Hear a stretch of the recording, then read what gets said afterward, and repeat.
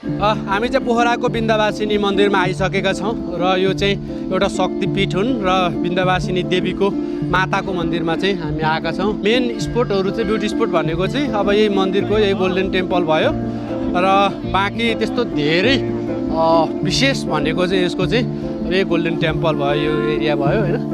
अनि तपाईँको अब पाठ पूजा गर्नेहरूको लागि चाहिँ यो एरियाको यो भित्र गएर चाहिँ पुस्तक बिक्रीहरू, किताबहरू, धार्मिक किताबहरू र यहाँको सचिवालयहरू, कार्यक्रम गर्ने ठाउँहरू र यहाँको कुनै तपाईँले त्यस्तो पूजाआजा गर्नु परेमा यहाँ चाहिँ व्यवस्थापक समितिहरू यतातिर भएको छन् भनेदेखि विन्ध्यवासिनीको मेन भ्यू भनेको त्यही हो। तपाईँलाई मैले देखाइहालेँ होइन। भित्र यहाँ पनि दान पेटी चढाउने कार्यक्रमहरू, मेन गुरु धार्मिक गुरुहरू चाहिँ यहाँ हुँदो रहेछ। ल तपाईँहरूलाई मैले विशेष तरिकाले दियोहरू बाल्ने प्रोग्राम अनुष्ठान, धार्मिक अनुष्ठानहरू र यहाँ विभिन्न भगवान्का मूर्तिहरू, कलाकृतिहरू तपाईँले देख्न सक्नुहुन्छ। तपाईँलाई हेर्नुहोस्, भगवान् तपाईँले यो देख्नु भएको थियो किन? अश्वत्थामा, बलि, व्यास, हनुमान, मार्कण्डे, विभूषण, प्रहलाद, कृपाचार्य, परशुराम, भैरव, गणेश, भीमसेन, केतु, राहु, शनि, शुक्र, गुरु, बुद्ध, मङ्गल, चन्द्र, नवग्रह। धन्यवाद है त। हामी विन्ध्यवासिनी मन्दिरमा आइसकेका छौँ। यो कमण्डलु भन्ने तपाईँले स्वस्तानीमा सुन्नुभएको होला।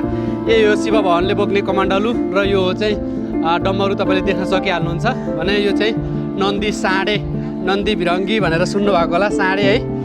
यो चाहिँ यहाँबाट चढेर यसरी फोटो खिच्ने र विभिन्न कलाकृतिका सामानहरूले सुसज्जित यो चाहिँ शिव मन्दिर र यो ठाउँ चाहिँ घुम्नको लागि योग्य छ।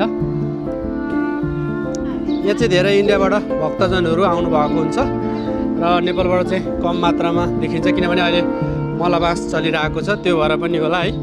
यो चाहिँ मेन पाथिभरा मन्दिरमा अगाडिबाट चाहिँ दर्शन गरेर यताबाट फर्किने ठाउँ हो। म चाहिँ यो सिर्फ भिडियोहरू, कलाकृति नछुटोस् तपाईँहरूको दृष्टिकोणमा, भिजनमा। अब यहाँ तलबाट चाहिँ म फेरि तपाईँलाई देखाउन गइरहेको छु।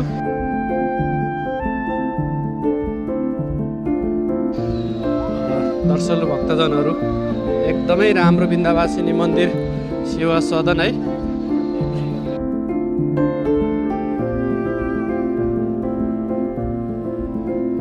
राम्रो दृश्य चाहिँ मैले छुटाएको छैन, नरिवल फुटाउने ठाउँ यो रह्यो। View thank you very much. यहाँ बसेर तपाईँहरूले दुईजना जोडी आएर चाहिँ ट्याक्क इन्जोय गर्ने ठाउँ। असली हनुमान चालिसालाई हेर्नुहोस् है त।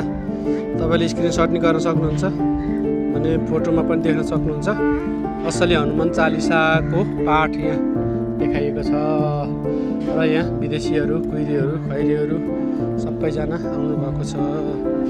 पोखराको भ्यू देखाउनको लागि चाहिँ विभिन्न ब्युटी स्पोटहरूको लागि यहाँ माथि चाहिँ अब हाई भिजन स्पोटहरू बनाएको देखिरहेको छ। यसरी चाहिँ फोटो खिच्न, भिडियो खिच्नको लागि चाहिँ मान्छेहरूलाई सहज हुने तरिकाले डिजाइन गरेको छ। विन्ध्यवासिनी मन्दिर नजिकको दृश्य हो है त। Thank you very much.